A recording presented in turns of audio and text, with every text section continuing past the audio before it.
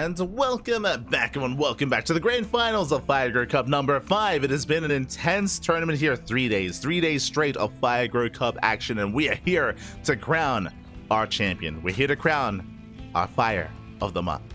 Let's go, Bobby. This morning in the top right hand corner of Leylines, we have the red Zurich player, the reigning runner-up. The runner-up, the favorite player to win the entire event. Can he take it or will he be stopped? It is Wayne. And spawning in the bottom left-hand corner, we have his opponent. We have the rising star himself. We have the blue Protoss player. He is Shameless. Absolutely shameless. Let's go. Why you don't wear a hat? I don't own a Santa hat. I just don't have one. Smooch. But yes, this is the final stream that we're hosting here at the CranKy Ducklings before Christmas. The final stream before Christmas.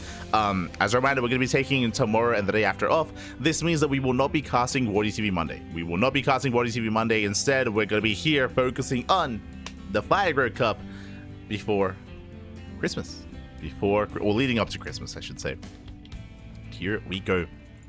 And again, shout out to ZvP. I should give a shout out to ZvP. He is the, of course, lovely organizer and sponsor of this event. Does actually organize the event, does sponsor, does bring up the prize pool, and does bring all the players together as well. ZvP is casting in his own native language over on his own channel, so a big shout out to ZvP for doing so.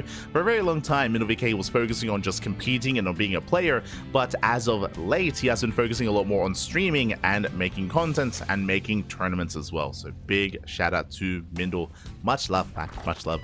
Likewise, shout out to Hatsu as well. Hatsu was helping to admin and organize the event as well. There has been a lot of work put in behind the scenes to make this event a reality over the past 5 months. As a reminder, this is a monthly tournament, has been running for 5 months straight, so it's been amazing. It has been beautiful. Meanwhile, predictions are open. I almost forgot. Predictions are open. Place your bets while you can, as predictions are about to close. Place your bets, Pappy. Place your bets. As we settle into our ZvP. Again, Wayne is the veteran of the scene, veteran of the region. I would say he is arguably the strongest player in the CIS region. I say arguably because, again, Young Yakov has been on the rise and been looking very impressive. I know he's not here because of the crazy result we had earlier, but is up there nonetheless. But now Stargate open out of Shameless. Now, we saw Strange earlier go down to Wayne, but Strange is a very aggressive Protoss player. As you saw, right? We saw a lot of all-ins, a lot of aggressive builds out of Strange in that last series. Every single game was an all-in of some kind out of Strange. Shameless, less so. Shameless, he's a little more macro-oriented. He's a little more mid-game, mid to late game oriented as well. So we should be seeing a very different dynamic here. Very different dynamic between Shameless and Wayne. And I'm here for it. I'm ready for it. I'm excited for it. We also just saw the most recent scoreline between them. Again, is slightly in favor of Wayne, but this is actually the first time they're playing in a best of 7. The first time we experienced a best of 7 between Shameless and Wayne. Is great to see. Oracle has arrived. Third base is going to be placed. Second Oracle is on the way. So triple Oracle opener into a third standard stuff here. Oh, the juice is ready. We're getting juiced up. Let's go. Also a very stylistic thing here of Shameless is he likes his juice. Everyone, make sure to hydrate. By the way, make sure to hydrate. Drink plenty of water. Let's go.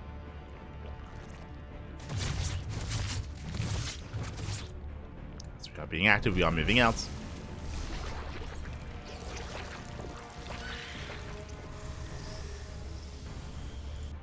So far, so good.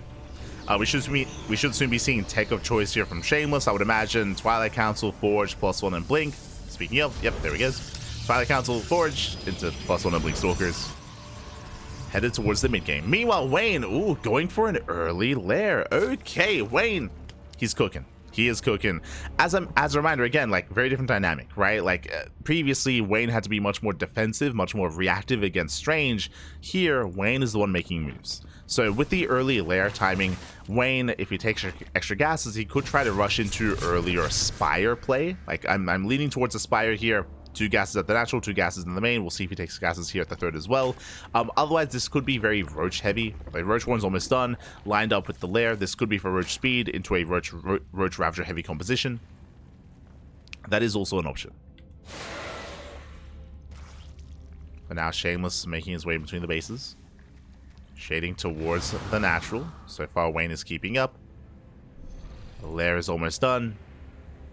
And Wayne, what do you have for us? What's it going to be? The lair is done. Lings are amassing. So far, keeping up with the Adepts. And it's Roach speed. Okay. Going into Roach speed. Lings as well. And he has 20 Lings in production. And Wayne has no Evo Chamber. Curious here, Wayne. Okay, he's cutting workers at 54. And he might not drone any further. He might go for his own all-in. So far, Lings, they lock down the Adepts. They at least try to. The Adepts, they hold their own. They shut down the Lings. Nice opposition micro. Lings, they get across the map. There is enough at home to defend. But yeah, no drones. No more drones. No saturation. No gases either. Wayne, he's going for a Roach Ling all-in. No Evo Chamber. No upgrades. No Bathing Nest. No nothing. Just purely Lings, Roaches, and potentially Ravagers as well. So just a pure all-in here from Wayne. He's sending everything across the map. Shameless is racing back home, setting up. Cannons are on the way. Cannons will help, but he needs more than that. Shameless is getting ready for Wayne. Wayne's moving out. Well, does respond here to the army. Shameless has a massive worker lead, by the way. +1 is finishing up. Shameless, he doesn't realize it's an all-in, by the way. He doesn't know. Doesn't know that Wayne is committed. Shameless, he shouldn't be out here. Wayne diving in. Catching out the Stalkers, he gets one. Oh, trying to get the others. Forcing back his opponent. Is there a recall? There is a recall available if need be. Wayne getting a little bit too excited. Getting caught out, getting surrounded. But again, this is slowing Wayne down. Roach has a attempt to hit the third, but last Shameless is ready for it. Does warp in defensively. Shameless, he defends. And the longer this goes on, the better it is for Shameless. Shameless, he has Storm on the way. He has +2 on the way. Remember, this is 0-0 for Wayne. 0 upgrades whatsoever. No range, no melee, no nothing. It's just purely Ling Roach Ravager. And he's trying to catch out these Stalkers. Is trying to. Ravager gets focused down. Oracles are doing what they can. Shameless, who was trying to expand. And here comes the all-in. Wayne pushing forward. There's a good Stalker count. We're coming in for the surround. Stalkers gets surrounded. Nice target firing on the Ravagers. He gets 1, he gets 2.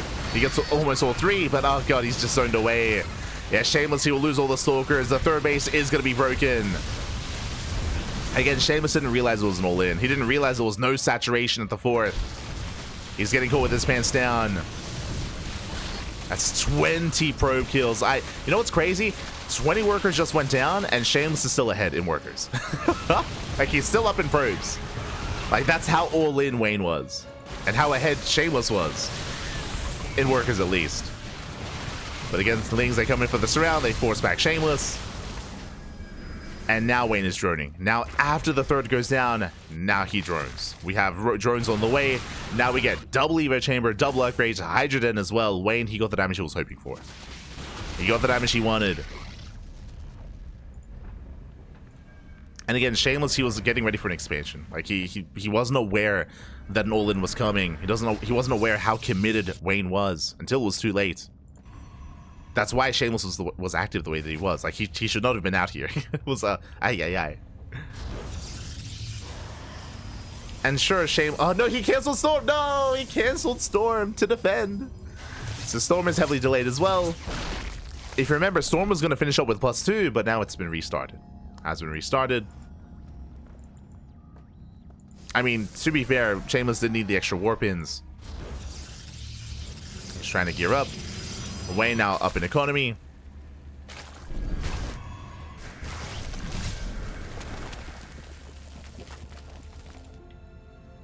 As Wayne has been able to drone, has been able to saturate.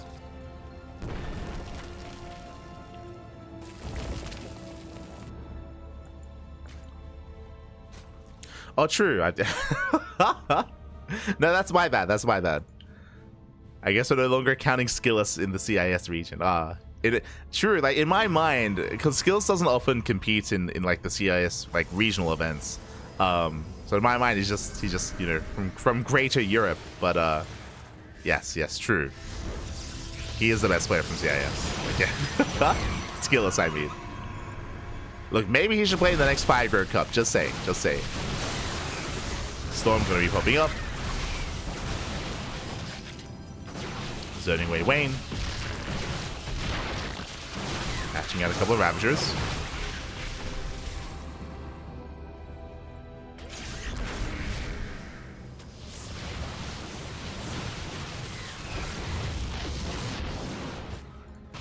Ooh, massive storm on the high. Oh my god, the storms! The storms are insane. High Templar, they're getting caught out though. Yeah, we coming for a surround. Ling Roche busting into the middle line as well. Shameless trying his best to hold on. But again, he's just been playing from behind ever since he lost the third. He is actually able to get on top of those Hydras though.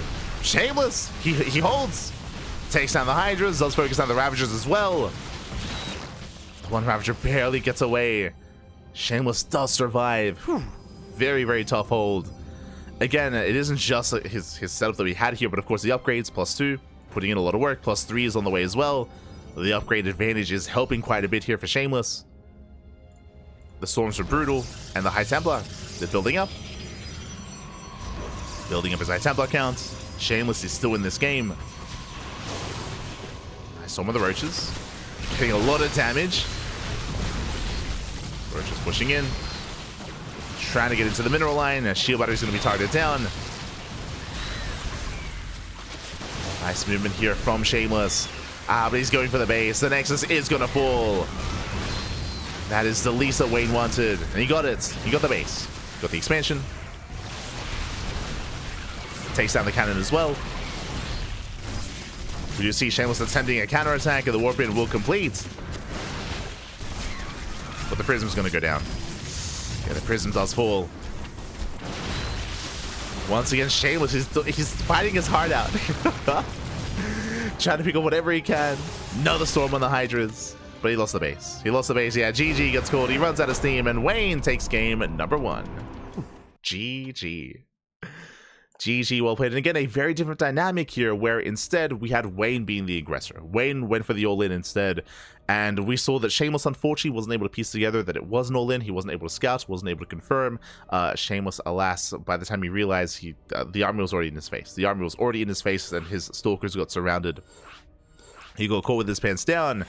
If he had known what was happening, we would have seen Shameless start Immortal production. We would have been seeing more stack defense. Remember, he had only 1 shield battery and 1 cannon at the 3rd, and likewise had very little stack defense at the natural as well. So instead of spending resources on tech like Storm and on a 4th base, which if you remember, Shameless, who was about to take a 4th as well, we would have seen static defense and just a more concentration just building up the main army. Just building up the main army instead. Alas, Shameless wasn't aware. And with that, GG. GG, well played. The all-in was successful, and now we're getting into game number 2. Let us go.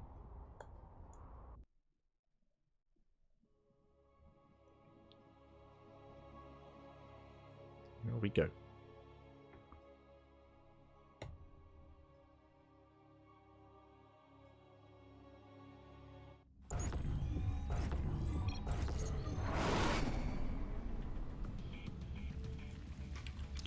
As we're settling into game 2 and spawning in the bottom right hand corner of Whispers of Gold, we have the red Zerg player. We have the red Zerg currently leading the series 1-0 in this best of 7. But again, it's a best of 7, plenty of games ahead of us. It is Wayne. And spawning in the top left hand corner, we have the blue Protoss player representing Team Little Fairy down in this series, but again, he was fighting very hard and very well in that last game. Just unfortunately had some incomplete information, so he was caught with his pants down. We'll see if he can bounce back. It is Shameless. Here we go. So we are settling in.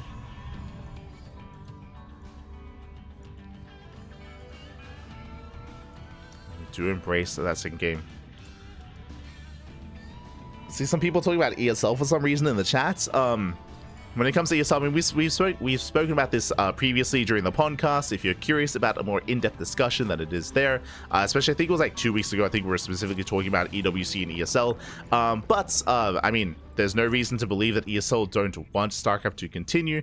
At the end of the day, it comes down to their negotiations and their talks with EWC. At the end of the day, that is what we have been waiting for. We spoke about this quite in depth before, but basically I'm sure that they're trying to iron out, you know, where events are going to be taken, where they're going to be held. When it comes to EWC, I'm sure they want everything to be centralized in Riyadh.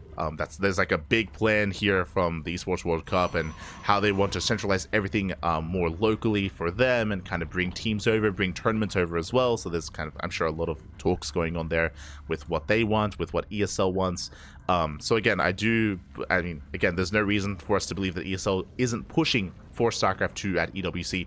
Otherwise, there wouldn't have been a patch, right? There wouldn't have been a patch, and there would be a more concrete answer out of them as well. But whether or not they're successful in those talks, that's really where the discussion should be, is if they can successfully negotiate with EWC and actually have StarCraft 2 be a part of the next circuit of Esports World Cup. That is where the discussion should be, really, more than anything, and what really matters when it comes to the future of SC2 there, and the future of StarCraft, which again I'm sure is currently in talks. Obviously, there's a lot of unease just because it's taking a long time for us to hear anything, and I can definitely understand that. But you know, just have to have faith.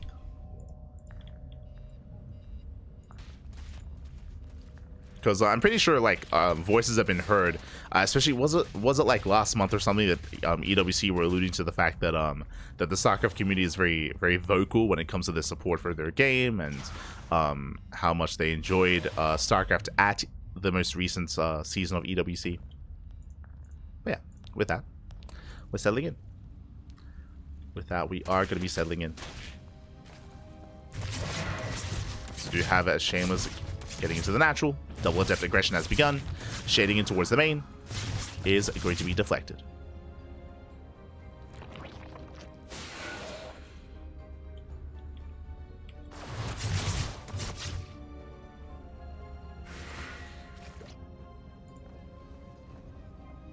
And Shameless is going to be opening up Stargate. Stargate opener here out of Shameless into Oracle. So far, so good. I mean, again, we saw a standard opener last game out of Shameless in Game 1. We should be seeing something quite similar here in Game 2. Really, my eyes are going to be on Wayne more than anything, right? It was Wayne that went for the all-in in that previous game, and that's going to be what I'm going to be keeping my eye open for here in Game 2 as well. Does he go for another all-in, or does he play macro? Does he play standard? We'll see. What I should emphasize as well, coming into Whispers of Gold, is how vulnerable some of these bases are and how small the map is. This is, I want to say, the smallest map in the map pool, or at least the shortest rush distance. El Dorado might be a little bit shorter. I'm not too certain on El Dorado, but again, Whispers of Gold is typically much more aggressive of a map, and we could be seeing something like German Taxis or, you know, Roach Queen all in across the map. We have seen them be quite successful on Whispers of Gold, but we'll see. We shall see.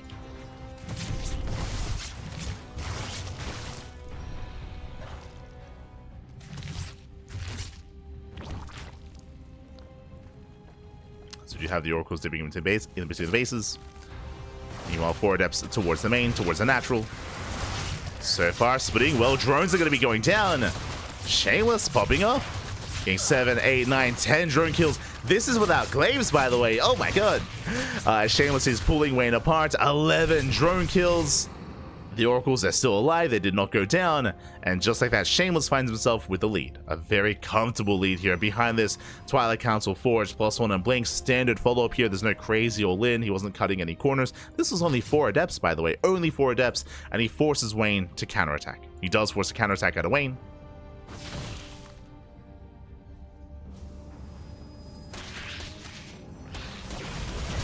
Wayne is catching out some probes. So far, catching 2. 2 workers going down, but no much more than that. And from here, Shameless just has to calm down. He just has to calm things down. He's ahead. He has a lead. Just calm things down, build up the 3rd base, and settle into the mid game. As he still needs extra warp ins, extra tech as well. 2 more gates on the way. Ooh, interesting. So, fun fact, something that a hero does really well, Hero and Maxax do this. If they get a lead, if they were in this game and they just killed 11 drones, what do? 3-base all in. Because they know that they're ahead, they know that the Zerg player is re-droning, and they know that there's going to be a window in time where if they go for an 8k 3-base all in, they can just kill. They can just go for the kill instead. And how many gateways is Shameless on? 6. It's getting up to 6. Ah, gases. Never mind. But like that's more of the decisive nature of players like Hero and like Max. But that's what they would go for. Shameless taking gases, which means he's taking up, moving up with the Stalkers. Oh, they get caught out though. One Stalker goes down. Decent stasis. Shameless poking in towards a third, forcing Wayne to trade. Back at home, Shameless who defends. We should be seeing tech though. Shameless is banking up some resources. We should be seeing either a Rover, a Bay for Colossus, or Storm. We need something. Oh my god, the stasis. Stasis goes off, catches out most of the Lings. Queens are exposed. And Shameless knows that he's going for the Overlord. Going for the Overlord, pushing in, going for the Roaches. There's a tech, Templar Archives for Storm. Storm is on the horizon. Stasis is about to run out. He has to respect it. He has to respect the stasis. He retreats. He pulls away. And he's getting caught out. Where are the Oracles? The Oracles, they should be here. The Oracles out of position. Stalkers, they get surrounded. Yeah, massive catch here for Wayne. And he's going for a massive counterattack as well. Ooh, as that's going to be 8 Stalkers going down. And Wayne is all in. Wayne, he's cutting workers here at 61. I mean, he knows that he's behind. So Wayne, he's just massing up Lings and Roaches. Roach speed is on the way, plus on range on the way as well. And Wayne is getting ready for his push. Now, Storm is on the horizon here, and Storm still needs quite some time to finish up. Chrono is on the way, where he's chronoing out that Storm. Wayne, okay, he does start droning again. Lings towards the natural. Lings are on the right-hand side as well. Oh, dives on the High Templar, forces out the Archons. The Archons are forced out. The Oracles, they race back home. Oh, one Archon does fall. Massive pick off. He gets one, he gets 2. Okay, 2 Archons go down. But the Lings, they run out. Roach is going to be falling as well. A very close fight. And Wayne, can he break Shameless? He's close. He's so close. Barely not though. Doesn't break through. Shameless responding with a wall of stack defense. This would have been nice earlier. Throwing down the wall of cannons and shield batteries. Wayne, I mean, he's still committed. He's still making 26 Lings, so this is a good read from Shameless at least. Storm is done, but there are no High Templar ready for this. Oh my, the stasis though. Stasis popping off once again.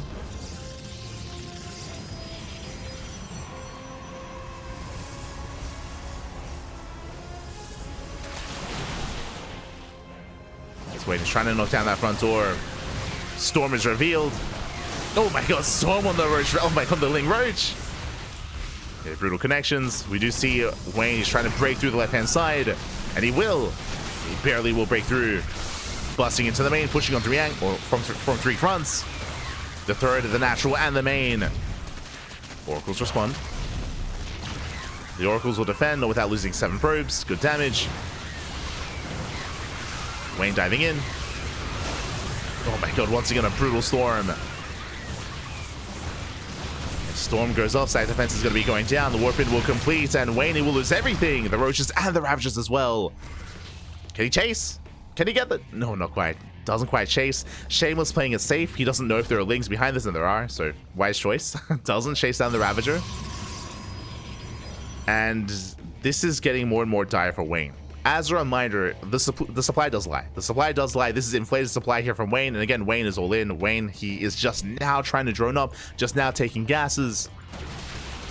The longer this goes on, the better it is for Shameless. Ooh, but he does bust into the natural. Shameless, who was not ready here. Lings, they get into the main. Roaches into the natural base. Wayne has to get damage, and he is. Probes are going down. Again, Wayne is desperate for damage, and so far is finding it, pulling it off. Wayne's still remaxing, still pushing. Shameless, somewhat in position. High Templar exposed.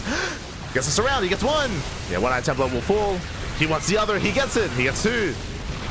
very nice target firing at a Wayne. He gets 2 High Templar. Shameless caught with his pants down. Wayne out to 66 drones. Again, 3 base saturation. So just massing up nothing but Ling Roach. A couple more workers on the way. Which means soon Wayne could try to afford some upgrades and try to force some tech. Once again, the High Templar exposed. The Immortal, he wants it. There we go, forces an Archon, no storms. Yeah, Immortals get surrounded. A brutal trade, a brutal pickup. Wayne, he resets the high-tech army. Gets 2 Immortals and 2 Archons. And without Storm, without High Templar, Shameless, he can't break out. He can't counterattack. He's stuck at home. And now Wayne is teching. Now Wayne is teching. Infestation Pits in towards Hive Tech. Towards, I would imagine, Lurkers. And if Shameless could only build up that army. Faces goes off. Lings, they flood in. They flood in regardless. Yeah, the wall, not a wall. Lings into natural, Lings into the main. More probes going down. Nice storms on the Lings. But the High Templar once again forced the morph into Archons. Wayne, he might have just done it. Oh my god, as the Lings are wreaking havoc in the main. Sorry, in the natural even. Wayne, he will lose his main army though. Roaches are going down. But it's the economy. It's the economy that matters at this point. As Shameless, he was ahead, but he will lose 18 workers. 18 workers going down. Now Wayne, he has over a 20 worker lead. If it wasn't for this run by... And now Shameless is all in. At this point, the Protoss player here is all in. Like, macroing from here is going to be difficult because now Wayne is taking into Lurkers. And if Wayne can get into Lurker tech, that's his win condition. Wayne's win condition is going to be that Lurker tech. He's almost there. Shameless waiting for his upgrades. +1 armor. Almost done. I would imagine that's when he moves out. But I think it's too late at this point. I think at this point, now Wayne, he's on a good economy. Now he's on 72 workers. Ling Roach Ravager. Lurkers are on the horizon.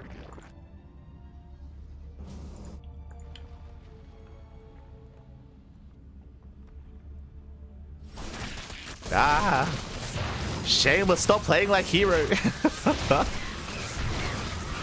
The wall has been open for just too many times, Papi. Too many. Not like this. To be fair, more often than not, it isn't that the wall is open, it's that there's like 1 Zealot here, and Wayne comes in with a Ling Flood with like 3 Roaches. And the 3 Roaches, they focus on the Zealot, and then Lings flood in. That's usually what it's been. It's been Wayne knocking down the wall.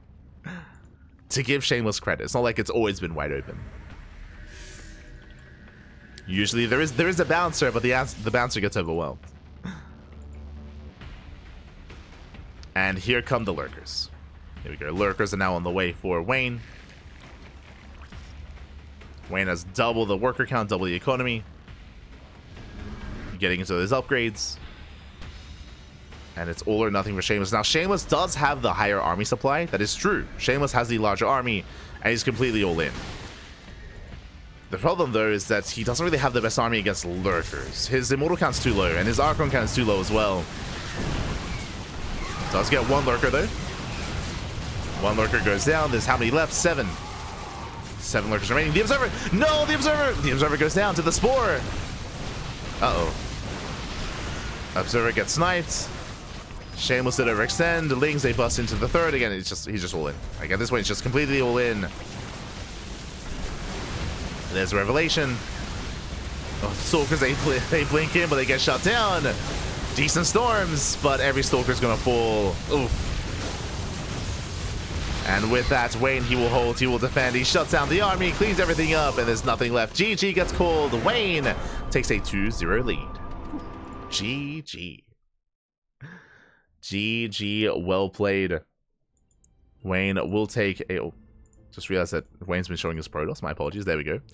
Wayne does take a 2-0 lead. Again, once again, we saw Wayne with a very aggressive build. Wayne was he was all in for most of that game, of course. He was very committed. Shameless had a very strong start where he crippled the economy. I will say that the biggest difference here in game 2 is that it did feel like Wayne was forced into the all-in because he had lost so many workers, instead of game 1 where like the all-in was always the plan. So it did feel like more of a reactive all-in this time out of Wayne.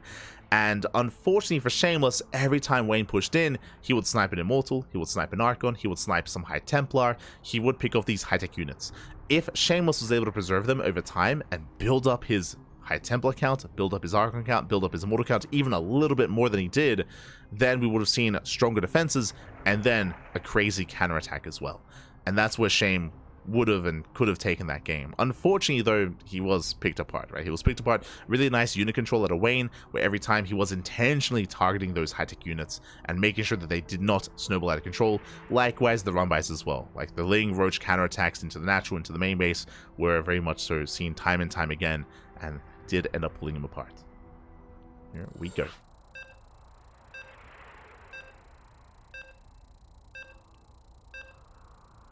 Here we go.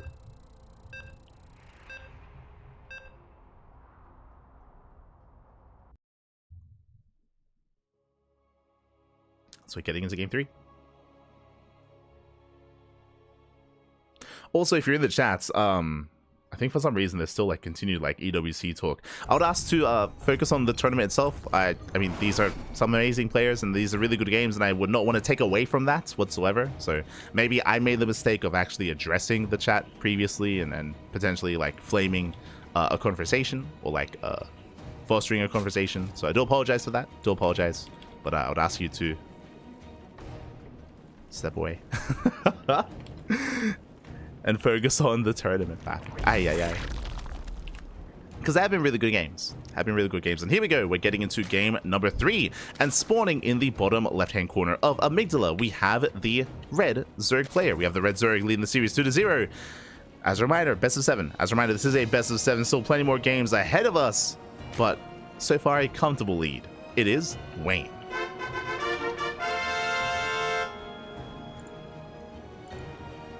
And spawning in the top right-hand corner, we have his opponents. We have the blue Protoss player representing Team Little Fairy down in the series. We'll see if he can bounce back. It is Shameless. Here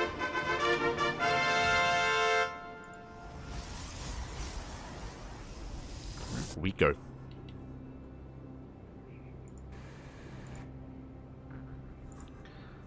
So we are going to be settling in. And so far, it's been Shameless going for standard openers. Shameless has been going for standard openers time and time again. And it's been Wayne with all the all-ins. Game 1 and Game 2. So we'll see if Shameless can survive the aggression of Wayne or if Wayne's aggression continues. Here we go.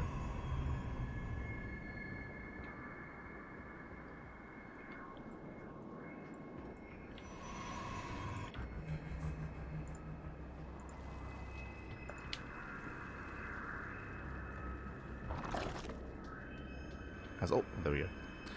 So we are going to be settling in. So far, hatch gas pool.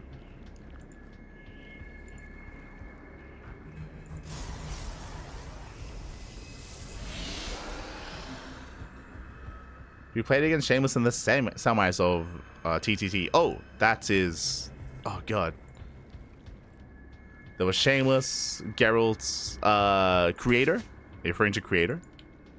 Creator was also there in the Tenacious Roll Tussle.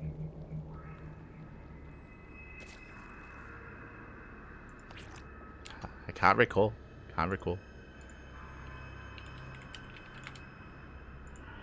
So far, Wayne just going to be opening up Hatch Gas Pool. Hatch Gas Pool opener.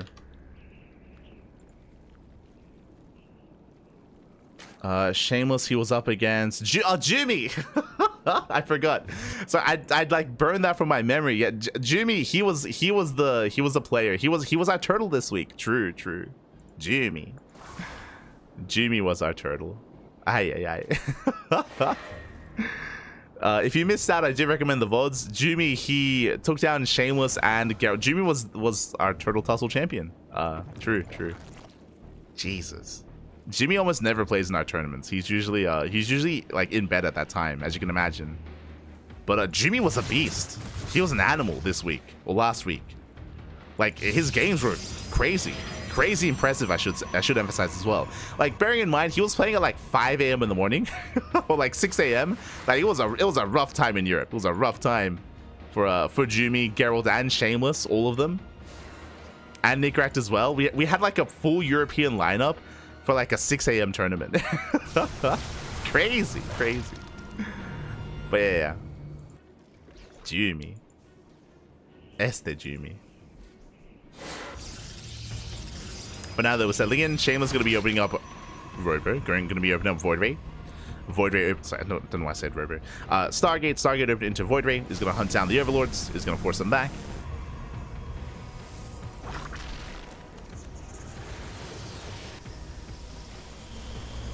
Force them back. And I'm curious if now Shameless, especially with a Void Ray opener, is willing to go into something more aggressive himself. He's been attempting and struggling to defend against the aggression of Wayne. And I see a Twilight Council.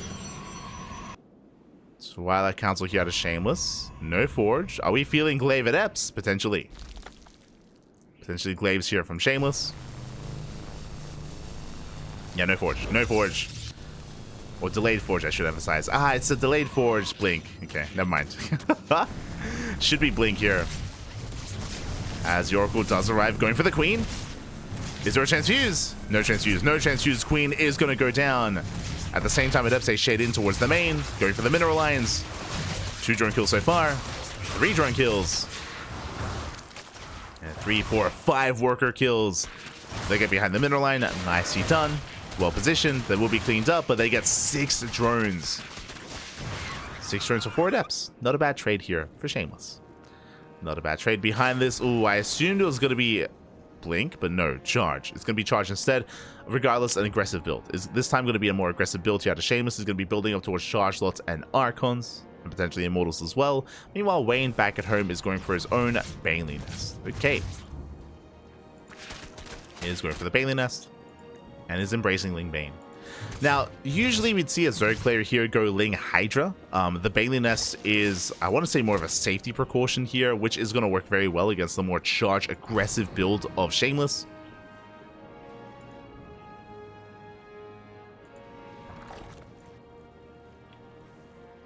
And we'll see what Shameless can accomplish when he does move out. As Shameless is still gearing up. He's still building up here. Temple Archives on the way. Again for the Archon production. Wayne is moving out. Bailings are ready. And Bailings are morphing in. He's going to try to go for the bust. He's distracting here at the natural. Bailings are waddling in towards the third. They're waddling in. Where are the force fields? Oh, so far, good war bit. Oh my god, the forces get thrown down. But the Bailings, they do get into the mineral line. Lings as well. And the army gets surrounded. Bailings, they crash into the mineral line. They take down 6 probes. They take down the zealots. Take down the sentries. And nice pickups here from Wayne. And before Shameless can embrace his own aggressive build, he's getting caught out. He's being caught out. 11 probes go down. Behind this, Wayne, and now we go for the lair. It was a delayed lair here by Wayne. Very delayed in favor of Ling Bane. So far, doing well for himself. Let's kill 11 probes. He's going for another wave, another run by.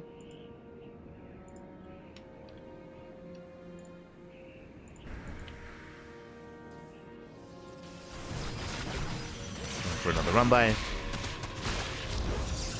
Making the way into the mineral line. Once again, Shameless distracted. No! Okay, does pull away. Whew. Does pull away. Archon gets surrounded though. And the Archon does go down. Banelin's a somewhat crash in. This time getting 7 probes. 11 once again. 11 more workers go down.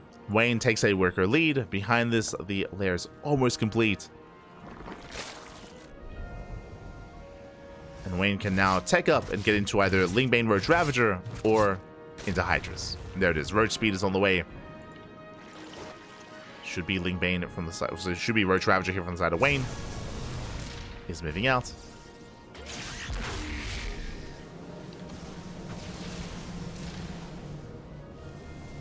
Jimmy changed his name about a month ago. Yeah, around a month ago. Like 3 to 4 weeks ago. It was around Home Story Cup.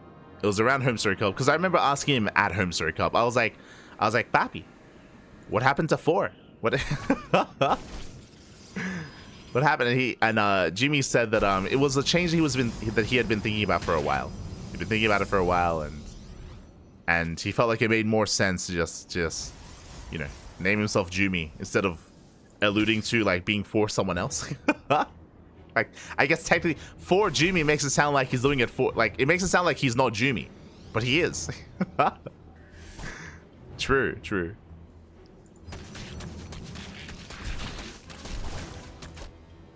Maybe that's his evolution, right?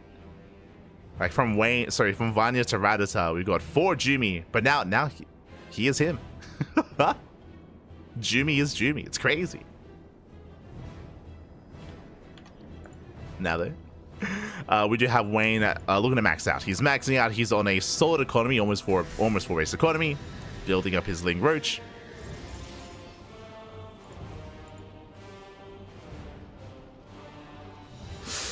Stasis Trap's doing well for themselves. Massive Stasis goes up. Shameless, he's holding on. Storm is not yet done, and the Stasis Traps will soon run out. So that is the most terrifying thing. The Lings will soon be broken out. Likewise, Wayne does lay siege upon the fourth. So far, Shameless holding on. As the army does respond, the army attempts to rotate. But Wayne, he's breaking through. Yeah, takes down these reinforcements. Still trying to focus on the main fight. Wayne still maxing out. Rotating over. Running into the main army. Only Ling Ravager, he can't fight this head on. And Wayne has to get the hell out of here. Does rotate over towards the fourth. Can he get it? Not quite. Shameless holds. Not bad. He does hold on. Again, Shameless has the more efficient army. Even though Wayne was up 50 supply, or even 60 supply, I mean, it doesn't matter. But he will get the fourth, and that's all he wanted. Fourth base goes down, 10 workers as well. And now Wayne can take up into Ultras. That I was not expecting. I was expecting like Hydra into Lurker tech, but no, it's going to be Ultras instead. Bold move. Bold move here by Wayne.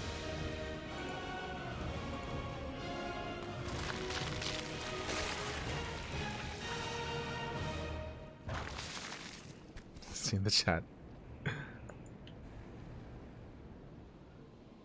We said he should call himself 5G.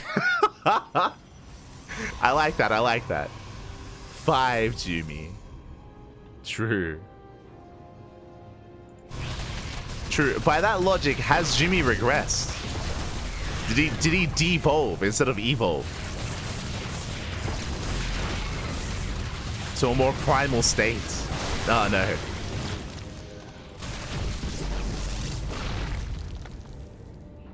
As Wayne, he denies the fourth base once again. Jesus, this Immortal Archon army is terrifying. Like, Shameless has built up a death bull of an army, that is true. But the reality here is that because Shameless, he's been, I think I said Jumi. Because Shameless has been denied the fourth base over and over again, it means that he has no longevity. It means that he's all in. When Shameless moves out, there's no turning back. There's no turning back. And all that Wayne has to do is just non-stop counterattack, slow down the push, not fully engage, and even just go for a base trade, go for elimination. And just whittle away at the army, just pick it apart at it while he can. And here we go, Shameless is pushing in. I do believe that Wayne cannot kill this head on. So yeah, he's going for the counterattack. He's going for the counterattack instead. Wayne, he has to respect this. Going for the third. Sending most of his army across the map. Fourth base goes down. Shameless pushing in. We have a wall of spine coolers. Where are the Ravagers? Without Ravagers, it's going to be difficult to really slow this down. Bailey's rolling in. Decent Storms. Nice positioning here with the Archons. Third base falls. And Wayne is getting ready for a surround. He's coming back home. As the third base is going to fall as well. Stasis going off. Ultras, a trickle in. An Ultra goes down for free. Free Ultra. It's going to be all or nothing for Wayne. How good are the Storms going to be? Stasis! Oh my god, the Stasis goes up. Storms on the Lings. And there's one Storm left. Yeah, final storm of the roaches, and Wayne, Shameless, he's done it. He has done it. He breaks through the main army. I assumed that Wayne was going to go for the counterattack in towards the natural. He chose not to, chose to surround. Likewise, Wayne had no Ravagers. Without Ravagers, he could not slow down the army. And Shameless, he's fighting back in this series. Again, Shameless, he had a hard time being the defender in Game 1 and Game 2. Here, he is the aggressor back. Let's go. He's like, how do you like being all in? How does that feel, Wayne? Huh? Este Wayne. As he's pushing through. And again, like Archon Immortal, it's very difficult to deal with. Especially with a Ling Roach Ultra based army. GG gets called as Shameless. He snowballs out of control, and Shameless does put a point on the board. Let's go. GG. GG, well played.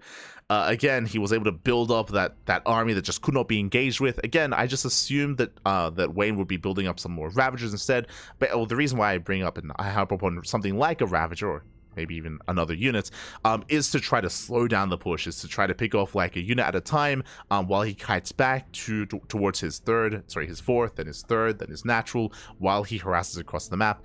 Alas, instead, he just went for one big engagement, one big fight, and alas, that did not go well. That did not go well at all for Wayne, as he was overwhelmed. GG. GG, well played. But we have a series, we have it back and forth. Let's go.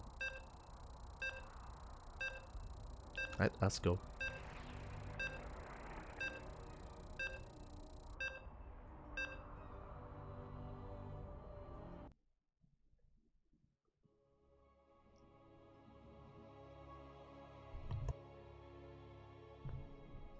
So we're getting into our next game.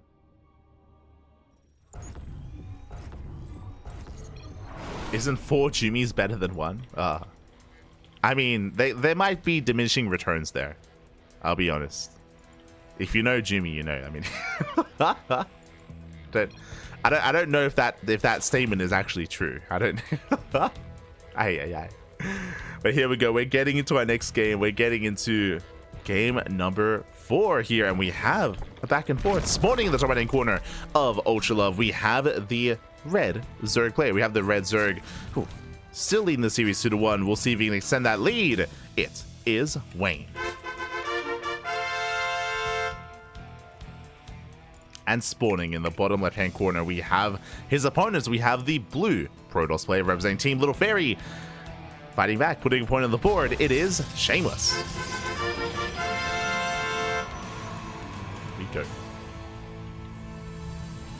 Here we go. As now Shameless is warmed up. And again, I mean, honestly, based on game 1 and game 2, there's a world out there where Shameless is up 3-0. Like, Jesus. Like, this series has been very close, very intense. And I do appreciate that Shameless, he has kind of like, he has adjusted to Wayne. If you weren't here for game 1 and game 2, Wayne just all-in. He all-in time and time again in the first 2 games of the series. And we have not actually embraced a more standard back and forth macro game. That hasn't happened at all. As last game, of course, Shameless was forced into an all-in. But we haven't seen like a standard back and forth, like mid-game yet, between these two. We'll see if we ever get that. We'll see.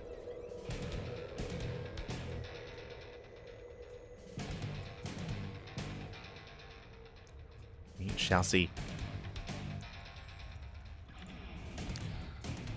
As for now, standard openers. Hatch gas pool. Likewise, gate expanded to Cybercore. Are settling in.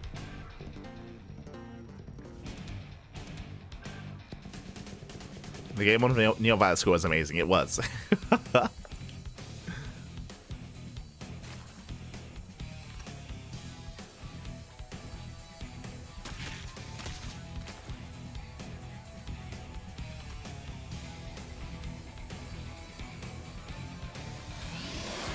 Once again, Stargate open out of Shameless. I mean, even last game when we saw Shameless go for something more aggressive, going into +1 in charge, did go for a Stargate opener. So Stargate openers, once again, is the standard, the norm. We'll see if Shameless does go for a Void Ray or just into the Oracle. Now just settling in.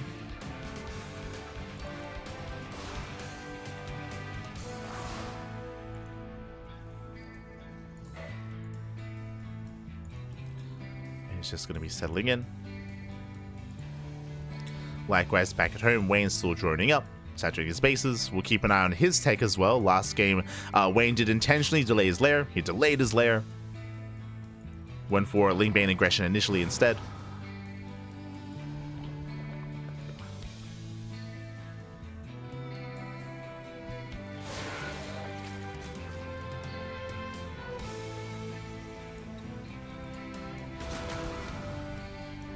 We calm things down. When it comes to the map itself, when it comes to Ultra Love, this is a much more, I would say, a defendable map. The third and fourth bases, it can be very difficult to really go for aggression and all-ins. We have seen some mixed success with these kind of like 3-base Rich Ravager all-ins from Zerg players against Protoss. I say mixed success because depending on where we expand, I mean, you can knock down the towers, you can buy time. This is a brutal choke point that force fields can completely annihilate an army with. Same with stasis traps as well. So it's quite a risky thing to go for. Not impossible, just because of the rush distance by ground. As you can imagine, from third base to third base, it doesn't take long at all to go across the map here with something like a Queen Walk or a German Taxi. Is viable here, and we'll see if Wayne does go for that. For now, Twilight Council and a Forge, standard follow-up here at a Shameless, going into +1 and Blink.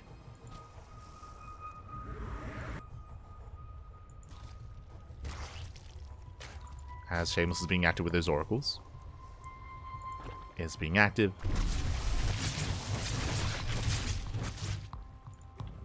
Does poke in.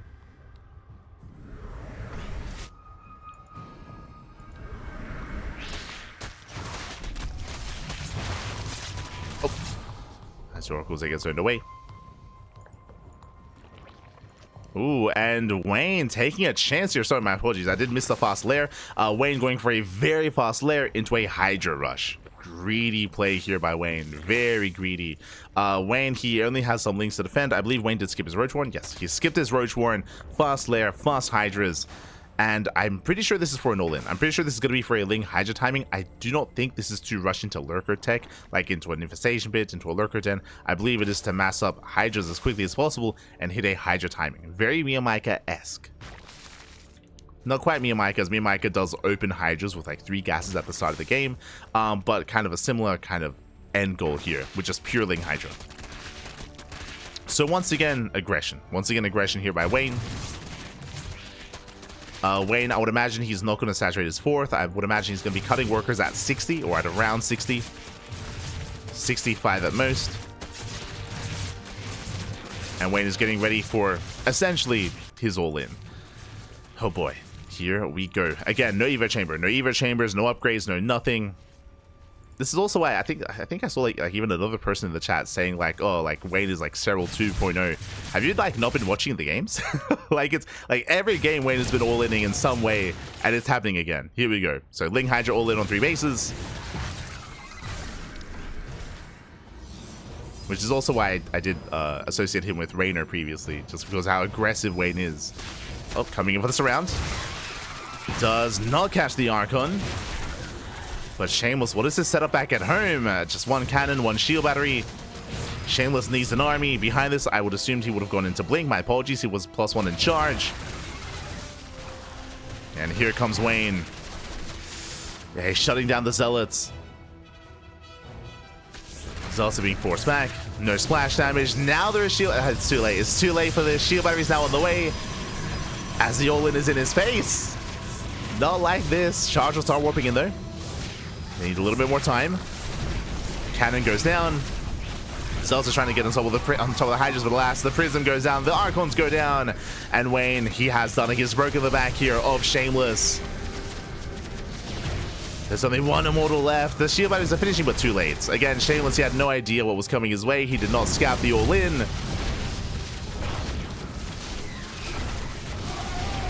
As Wayne has broken through, GG gets called, and Wayne takes game number 4 and takes a 3-1 lead in the series. GG. Whew. GG, well played. Wayne does take a lead. This was a much more stronger all-in the sense that previously in Game 1 and Game 2 it was very close. We had some very close games in Game 1 and Game 2 where Shameless barely wasn't able to hold on. Here, Shameless was caught completely off guard. He was caught completely off guard. He had no idea what was going on. He had no idea what was happening until it was literally in his third. Like the all-in was in his third, then we saw the realization, then we saw the shield batteries reactively as the armor was already in his face. Again, just unfortunately, just a lack of scouting, lack of information from the side of Shameless, so he wasn't able to respond in time. He was busy being active with the Archons and with the Zealots, and alas, was caught out. GG. GG, well played. With that, we're getting into game number 5. Here we go.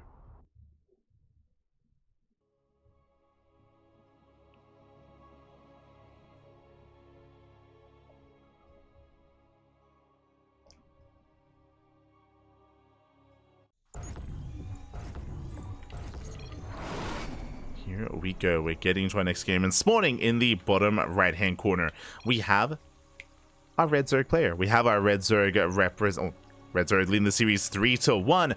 Unamas, 1 game away from becoming this month's Fire Grow Cup champion. Unamas is all he needs. We'll see if he can take it. It is Wayne.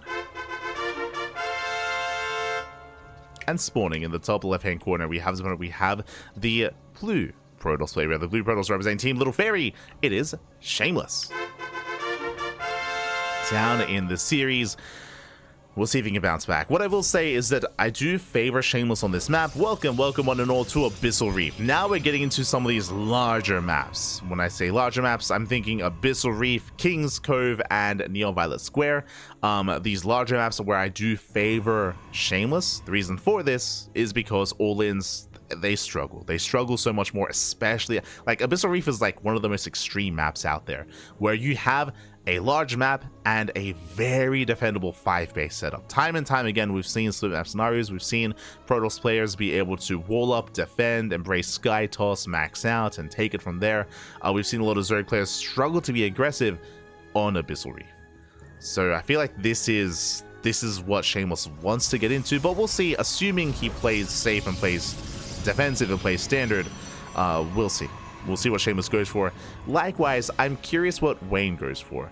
Because it is more common for Protoss players to be a little bit greedier on Abyssal Reef, and because they're often more macro-oriented, we have seen a lot of Zerg players actually go Muta. We've seen them go Muta here on Abyssal Reef as a result, just because they're often left alone. They're often left to their own devices. You can cut corners, you can be greedy, you can drone up, take your gases at the natural, take your gases at the third base, and rush into a lair into Spire play. So we have seen that instead, where you get into Spire play, you get to harass across the map, buy time, take more bases, get a greater economy, and slow down the Protoss, and have that approach instead. Likewise, along those lines, we've seen a lot of Zerg players like Raynor and Rogue come to mind, where on Abyssal Reef, they are one to just rush into, not mutas, but rush into lurkers, where because they know that they're a little bit safer, they rush into Hive, they rush into lurkers, and they rush into, Hydra Lurker Viper sort of composition instead. Then into the late game. So we'll see what Wayne goes for. We'll see.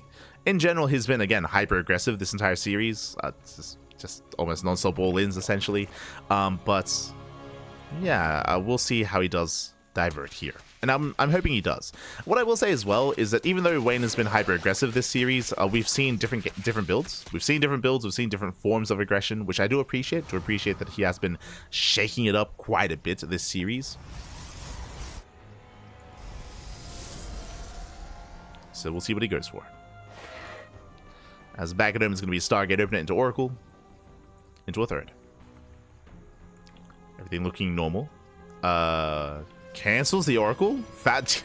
I mean, I just spoke about how Protoss players like to cut corners. This is a Nexus before Oracle.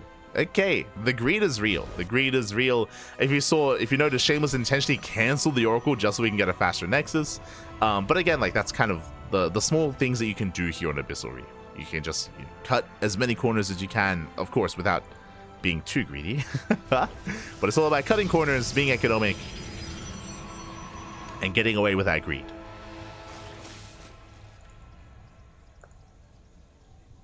So here we go.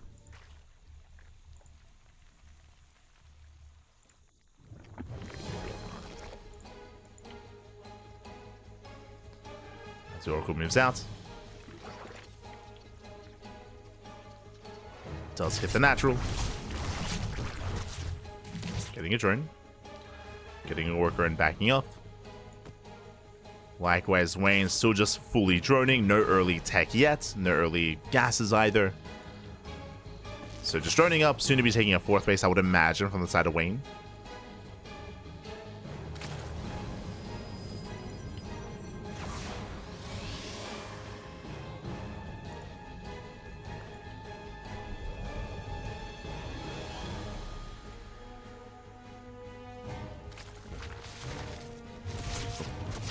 As we have our take of choice, Lair into Roach Warren. Oracles, they dip in. They confirm the timing of the Lair. They confirm the timing of the Roach Warren as well. Very tech heavy here from Wayne, as he did delay his Evo Chamber in favor of this. Evo Chamber's now on the way. Gases as well. Evo Chamber tells us that, again, Wayne, he's playing more macro-oriented. Taking gases, droning up, taking all 6 gases even. Interesting. All 6 gases on the way. And I'm curious, we did speak about something like Spire play earlier. We'll see if we're headed in that direction, as adepts, they do threaten the Shade, denying creep. Shameless is being active, but again, just focusing on creep denial. Doesn't commit into a mineral line. +1 range on the way, not melee. Okay, it's going to be range upgrades.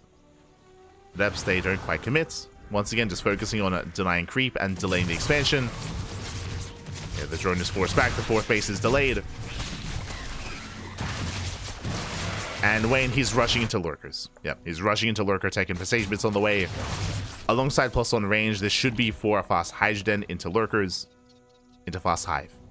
And this is the other option. I mean, again, if you remember, we did mention how we've seen Raynor and Rogue embrace this quite a bit, even earlier today. Where you just tech up. You just tech up as quickly as possible. Now, I'm assuming this is going to be for Hive tech and for Hydras and lurkers, but we'll see. Man, Wayne. I don't really think Wayne is one to embrace something like Swarm Hosts. If we were casting Shin or Dark, then sure. Oh my god, so he's like, never mind. Well, I'm glad I brought it up. But yeah, if we were casting Shin or Dark, then I would have brought up Swarm Host a little bit earlier. But yeah, it is going to be Swarm Host for Wayne. Let's go. Swarm Host Nidus. This is also viable on this map. Again, just because there are so many attack paths and just because there are so many cliff faces as well, this is an option. I didn't think that Wayne was the kind of player. It's very stylistic, so I didn't think Wayne was one to do that, but okay, let's go. It is going to be Swarmhost Nidus. Now, the goal here is to specifically get into the mineral line and do economic damage. Get economic damage or snipe bases.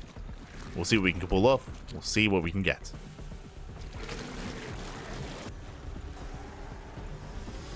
There we go. What's the word that I'm looking for? Humored. That's it. I would have humored this and brought up the Stormhost build depending on a different player, but yeah, let's go. Stormhost have arrived, making their way towards the natural. So far, Storm is ready, and we should be seeing the first Storm. There we go, on the Stormhost, on Locust Wave. Stage Trap as well, and so far Shameless, he's defending well. He will lose maybe one probe. Up! Can he get two? Oh, he can. Just barely. 2 probes go down, and a cannon. 2 probes and a cannon to the Locust Wave. So far, good defense out of Shameless. Meanwhile, he does have Blink. And we'll see what he can get done. We'll see if he can hunt down these Nidus Worms. So far, just focusing on defense. Nidus Worm towards the left. Wayne rotating around. Runs into the main army. Wayne is max, but Wayne has a very inflated supply with Roach Warren Swarmhost. Locust Wave goes up. Whilst he wants those, ideally he wants a High Templar. This time good control out of Shameless, he pulls away. Locust Wave gets defended against, and Shameless defends. He holds. Now, really, the win condition here for Wayne should just be at this point to contain. I don't think he's done enough damage with the Swarmhost yet to have them pay for themselves, so I'm a little bit concerned. Storm of the Roaches. But at least he is denying the 4th. Oh, a bit of an overreaction there by Shameless. Storms to Swarm, to Locust even. Going in between the bases. Diving the army. The mortal goes down. Oh! Nice Biles. Biles popping off. The Ravagers are getting caught out here. Better trade here for Shameless. It does get on top of the Roaches, the Ravagers as well. Massive pickoffs. Piles do connect, but they don't take down any Stalkers. And with that, Wayne, he is losing map control. Now, bearing in mind, he is taking out of this into Lurkers. He is working towards Lurker tech as, again, as a transition. We'll see if he can get there. As Shameless, he's slowly breaking out, so trying to get that fourth base and running. Locust Wave was just wasted here on the right-hand side. That should have been spent here on the left. And without that Locust Wave, Shameless, he will break out. Yeah, massive storm with the Roaches. Oh my god, the storms are brutal. Wayne, he dives in. Doesn't quite get the High Templar. Gonna be forced back. But this movement does save the Swarm Host. They get away. If it wasn't for the Roaches diving in, the Swarm Host would have been pounced upon. The Immortals are exposed. He gets both the Immortals and the High Templar as well. Forces the Archon. So nice trades here by Wayne. Does out-trade his opponent. Somewhat. The drone count is still quite low for Wayne, which is concerning me a little bit here.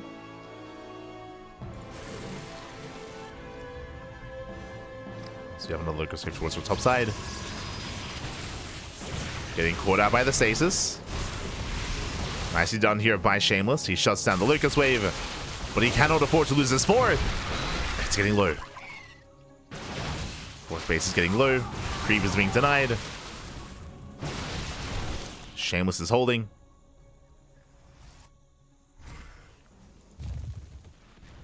He's holding on. Building up his army. Likewise, Wayne is also getting towards their own Lurkers. Prism gets shut down. Lurker production has begun.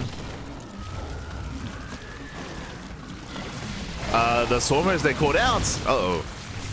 Force Locust Wave. Clutch Transfuse. Nidus Swarm does not fall. And who catches who? Stalkers have to get the hell out of here, and they pull away. They pull back.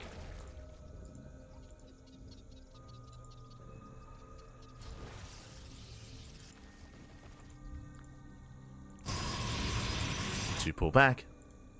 Wayne's still maintaining himself. Over time, Shameless has been building up a greater army. He now gets his fourth base fully operational. Locust Wave towards the natural. This time, no stasis trap. That is a little bit concerning. No stasis set up. Also almost potentially coming in from behind. Let's go. Oh, they get dragged away though. And nice moves here by Shameless. He does force Locust Wave prematurely. Locust Wave is on a move. Lurkers pushing in. Once again, trying to collapse on the army. Oh my god. Shameless in an awkward position, being forced back. And Wayne is pushing in towards a fourth. Takes down the Observer. Observer goes down. I believe no detection. Yeah, just the Oracle. And the Lurkers there, getting within range here of the base. They're slowly pushing in. And Shameless is being forced to engage. There's Revelation. Observer comes in. The High Templar, they get thrown away. Massive piles. No more storms. And Wayne, he will take this fight. Yeah, he will take it. Takes down all the High Templar. Lurkers, they do so much damage to the backline as well. Still more Lurkers behind this. Shameless, he is breaking out. Just barely. Takes down the final Lurker. Not even. There's still two more left. Oh god, it's a brutal fight. Shameless does eventually break out, but it cost him everything. Cost him almost everything. By Templar, the Archons, the Stalkers. There's barely an army left. God, that low ground position was just so brutal. It's so important that Wayne was able to actually push in there and establish his position. And Shameless, a player who was building up an army to break out, doesn't have one anymore. Not anymore. Shameless, he's knocked back down. And Wayne, now he's getting ready to go for the kill.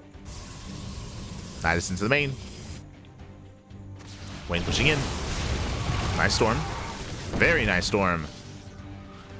But what about the Lunkers, Pappy? Lunker, they're sending it.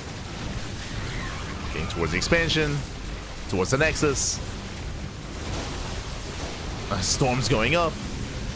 But the base goes down. And again, that's all that Wayne wanted. He brings down the fourth base. trading with the army, takes out the Immortals as well. The stutter stepping, he pushes in, and GG gets called. There's nothing left. GG, well played. And Wayne, he will take the series 4-1, becoming this month's Fire Grow Cup number 5 champion. GG. GG, well played. Whew, congratulations here to Wayne as he does take the series. And again, a shout out to Wayne for having a lot of variety in this finals. Again, was a very aggressive finals is what I will say, very aggressive. But every game we saw something different. Every game, even the game that of course Shameless won, we saw something different coming out from both players. So great to see that variety when it comes to the builds of choices here, when it comes to aggressive builds and all-ins, and even here in the final game with Swarm Host as well. GG. GG, well played. Again, Swarm Hosts are very map dependent, very much so map dependent, and Abyssal Reef does allow for that just because there are so many attack paths, so many choke points, so many ramps as well that do allow you to make use of them and keep the Swarm Host safe from any kind of counterattack or any kind of dive as well. Shameless, he was defending well for a lot of that game, is what I will say, but what was really killing him, or what was really hurting him is how late his fourth was. And eventually that fight at the fourth base as well, with lurkers coming in from multiple angles and just forcing a really awkward engagement there, almost a full surround that Shameless had to push into. Like it was just a really rough engage there, despite the fact that Shameless, he was building up over time, but again, really rough fight, really rough trade. GG, well played. Wayne does take it, and again, he's able to redeem himself. That's what I was looking for. He does redeem himself here. Wayne was last month's runner-up. This month, the champion.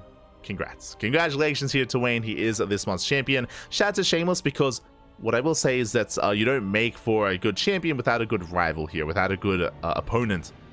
I do think that Shameless did play very well, especially in the first 2 games. What I will say is that Game 4 was a little bit more one-sided. Game 4 was the game on Ultra Love. I think Ultra Love was maybe the most one-sided of games, but Game 1, Game 2, Game 3, very close, very intense between both players. And even here in the final game, we saw Shameless, who was able to hold his own for a time before eventually being broken. I do think that Game 4 was kind of the weakest of them when it comes to entertainment, at least where Game 4 was more one-sided. Outside of that, GG. GG, well played. Ooh, congratulations. And also a shout out to MindleVK. Shout out to MindleVK for casting, hosting, organizing, running this event, providing the prize pool as well. Much love to MindleVK. He has been doing this for the past 5 months, and if this event continues into the new year, into 2025, then we will of course be all over that as well. So big shout out to MindleVK, and shout out to all those that work behind the scenes on this event as well. It was a lot of fun, always a great time covering all these players. Exclamation mark B in the chat if you guys want to have a look at the bracket yourselves. Let's embrace the entire event. Un momento, papi, un momento. There we go. Okay, for those that are curious, this was a 3-day event. 3 days of Fire Grow Cup. It was Friday, Saturday, and Sunday. I mean, I say 3 days. Technically, this is a 5-day event. We only cast 3 of them, though, because there were also qualifiers. We didn't cast the qualifiers, but qualifiers were taking place the days leading up to the main event itself. So it's a very intense week of casting, is what I will say. We were, of course, busy casting other events at the time. But yeah, we had some crazy performances here. First things first, if you missed out on the VODs, I recommend them. The VODs are on YouTube, the VODs are on Twitch, the VODs are everywhere, so check out the VODs if you missed out on watching these groups live. But first things first, Power. Power was the dark horse. He was the wild card. Coming into Group A, I had high hopes for either Nikic or Replicant. Replicant was the other player that really surprised us last month. For some greater context here, especially for those that did not watch last month, the reason why, if you remember, for Group A, I was casting actually a lot of Replicant's matches, because Replicant, he's not a player that I'm too familiar with. Like, I don't cast a lot of Replicant generally, because he doesn't play in a lot of global events. But the reason why I was focusing on him is because here, Replicant, last month he popped off. You see, he came 2nd place in his group. Over Milky Cow, GG Machine, UD Soldier, Nickract as well. Like, Replicant, he looked pretty impressive last month. So that is why we did focus on, or at least in Group A, I did focus on Replicant. This month, he took some maps, took some games, but a little bit less so, and it was Power that popped up. He popped off. Power popped off instead. I was favoring Nikic as well. It was very close. You can see here, very close score lines. In the end, Power did edge it out. We had the triple Protoss making it out of Group A. Strange and Shameless, they're more favored, for sure. But yeah, Power was a wild card, and he even had a wild performance in the playoffs. Meanwhile, Group B was a little bit more of what we expected. Wayne and Young Yakov, they are the top 2 players of the previous event. They're number 1 and number 2, so again, they were favored to make it out. And I was curious who would make it out here with them as well, and it was very close between Milky Cow. UD Soldier was popping off. You can see how close it was. 6-4, 5-5, 4-6. Nickrat, UD Soldier, and Milky Cow. It came down to the 3 of them. We almost had a tiebreaker as well, so I do recommend the VODs. Group B it was very close between these 3 players. In the end, Milky Cow did make it through, but shout out to UD Soldier and Nickrat. They both performed very well here in the groups as well. Barely not enough to make it out, but good nonetheless. And that led into the playoffs, which was tonight. That led into the playoffs with Power popping off. Again, last month, who was the champion? Young Yakov. Young Yakov was the reigning champion. And I still, I don't know if I'm ever going to forget Young Yakov versus Wayne best of 7. That was the highlight of the month for the month of November. If you missed the VODs, it's all on YouTube. Mate, this was crazy. Young Yakov in this tournament was insane. Young Yakov went undefeated, 10-0 in the group stage. Better performance than any other player out there. Even Wayne struggled, by the way. Wayne, he was struggling in the group stage here. Barely even made it out of the groups last month. Wayne, he was hurting. Wayne had a much stronger showing in the playoffs with a 2-0 and with a 3-0. But this finals was crazy. I do recommend watching the VODs. It was crazy. This finals ended in 20 minutes. It was like a 20-minute best of 7. It was really short games, really intense games. Young Yakov, he was the reigning champion.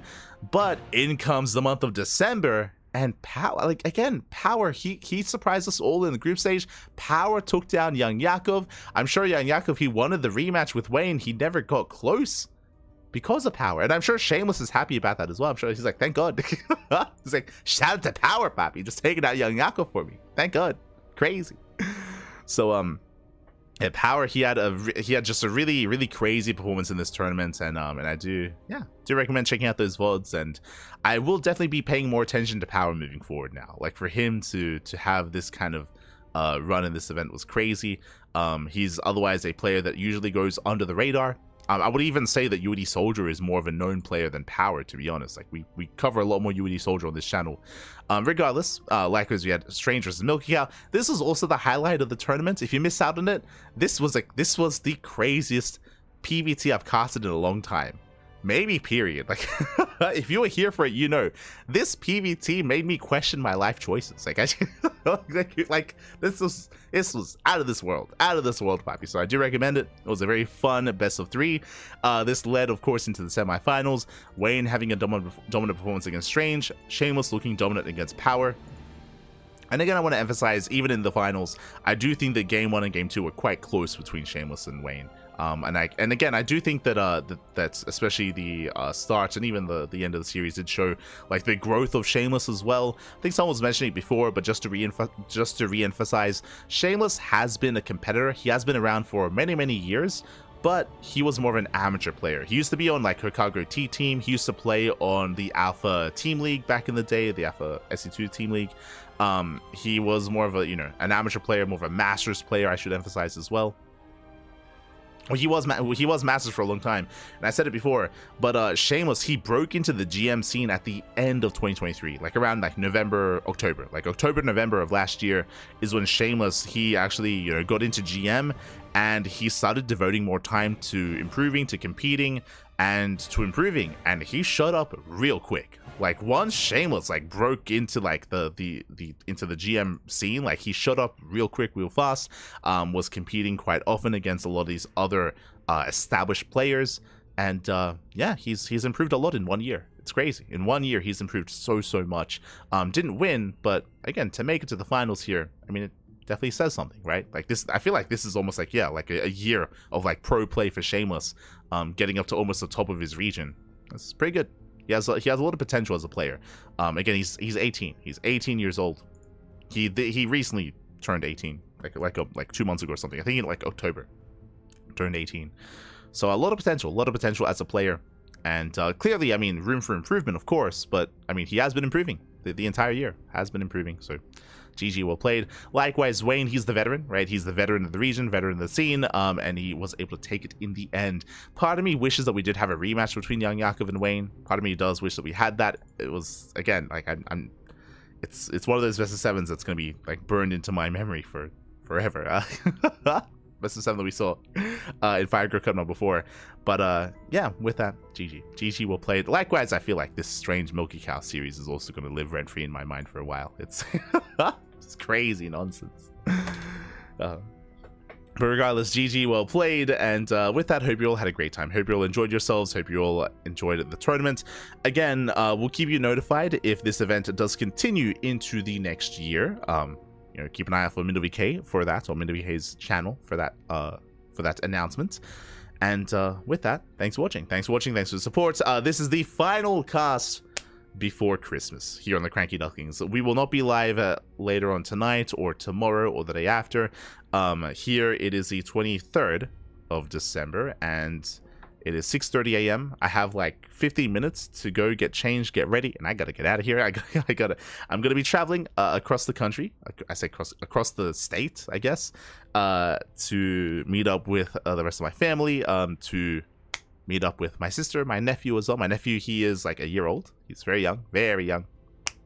I got him a Christmas present. I got him a little platypus. I got him a platypus plushie for Christmas. So hope he enjoys it. But yes, gonna go meet up with them for Christmas, for a bit of a family reunion for Christmas Eve specifically. We do something different. I don't know if you do this in other parts of the world. I think it's unique maybe for our family even. I don't think it's like an Australian thing. But we treat Christmas like New Year's. So what we do, especially when we would have like the rest of our family and like all of our little cousins and stuff, what we would do is we would get together in the evening. We'd have like a dinner together. We'd, like, you know, spend time together, have fun, play games, all that stuff. And then and we would stay up until midnight, and then we'd have like the countdown. And then when midnight strikes, then you open the presents, right? You open the presents, you know, you give them to, you know, like other family members and stuff like that. And that's and you know, we treat it almost like New Year's, where you count down until midnight, then bam, open all the presents, and ruin your sleep schedules, because, mate, you open up all the PS2 games, mate, you gotta play the PS2 games, might be true. and you just pull an all-nighter, you know, everyone stays over, and you have a good time. So that's at least how we would do things, is treat Christmas like that. So yeah, that's most likely what we're going to be doing here, which means I'm going to be coming back on the 25th. For us, the 25th, I guess Christmas Day is just like a regular day. It's like, yeah, it's whatever. All the hype is over by then. But yeah, going to be coming back, and the next cast on the CranKy Ducklings is going to be on the 26th on Boxing Day. I believe the next cast is going to be the Pigostorm Monday. Wait, no, never mind. It's going to be a Libby League. I should emphasize, because I'm going to be, you know, because we're going to be missing 2 days. If you're curious what cast we're going to be missing, we're going to be missing Wardy TV Monday, so we won't be able to cast Wardy TV Monday live. We're going to be missing out on Pigostorm Monday, and we're going to be missing out on Olima League as well. So those are the 3 events that we're going to be missing live, but we will be casting Olima League and Pigostorm Monday via replays. We don't have access to Wardy TV Monday replays, so we won't be covering that event. We're just going to be missing it this week, but we will be playing catch up on the 26th and 27th with replay casts for Olima League, the December finals, and the Pigostorm Monday Cup on Friday. So we'll be catching up with most of what we miss. Not everything, but most of it. So that's the plan. Of course, for the rest of the year, we have the KSL, we have Masters Coliseum. We will be hosting show matches on the 31st, New Year's Eve. We're going to be hosting the Ducklings Showdown 2024 show matches, and we have quite a lineup for that. We still have to actually finalize a set of players, because things occurred and we weren't quite able to host them. I'm okay saying this. We were going to be, as a part of, we're going to be hosting a bunch of show matches. One of the show matches was going to be a StarCraft Evolution show match between 3Point and Quanta. That was the plan. But a very tragic event happened. I haven't heard of any kind of like funding drive or anything yet. But a really tragic event happened a couple of days ago. Quanta, if you don't know, he is the Korean Terran player. He does stream quite often, but there was a fire in his apartment. There was a fire, and Quanta, he shared some pictures with me because he was very apologetic because he's like, I'm sorry Papi, I can't play in the show match, like something happened, and he lost everything. Like his apartment does not exist. It isn't just that he lost his PC, lost his bed, lost his clothes, lost everything. So there was a really unfortunate fire that occurred a couple of days ago, and because that Quanta will not be involved in the show matches, of course he can't play, and clearly he has other things that he has to focus on, and yeah, if he ever does like have like a drive, like a funding drive or something to help pay for things, to help rebuild or just afford things, then we're more than happy to help with him. But yeah, it is really tragic that happened. Really unfortunate. So we do wish the best. We do wish the best for Quanta. Hope everything becomes okay. You know, I don't know if he was insured. I hope he was. Hope he was insured in some way, and then hopefully he can get things back on track. Because that is so tragic, especially considering like we're days away from Christmas. Days away, Papi, days away. Yeah. I take care of yourselves, everyone. Take care of yourselves. Take care, and give some love to Quanta out there. Give some love to Quanta. But with that is going to be us wrapping up here for the time being. For the time being, we're going to be wrapping up. Hope you all enjoy yourselves. Hope you all have a great time. Yeah. If you love Christmas time so much, why don't you marry it? True.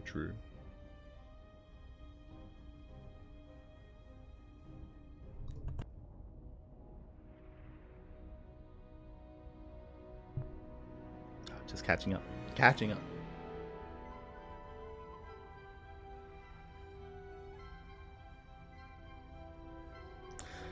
In the US, the traditional Christmas dinner is Christmas Day. So after people have opened all the presents. I see.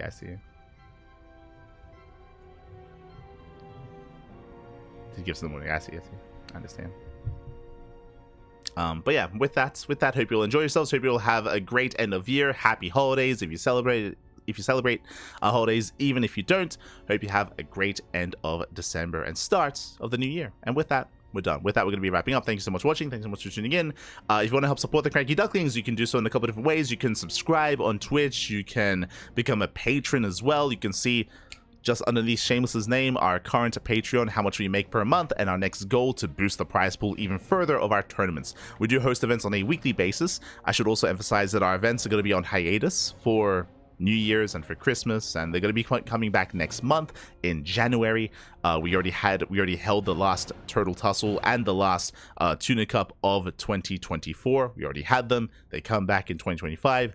And again, you can help support us, whether it's through Patreon, whether it's through subscribing. Regardless, thank you so much for tuning in. Thank you so much for watching. We do appreciate it, and we're going to be heading off for the day. We're going to be heading off. Also, you can follow us on Twitter, Facebook, Instagram, YouTube, and Discord. All things CranKy Ducklings, as we are all over the place. We do post whenever we go live. We do post whenever we do have VODs as well. Our VODs are available on YouTube. We stream on YouTube. It's all on YouTube. It's all on Twitch. So check it out if you wish. Otherwise, see you guys next time. Thanks for watching. See you guys next time. Ciao, papi, ciao. Hasta luego. Happy holidays. Merry Christmas. Gaha.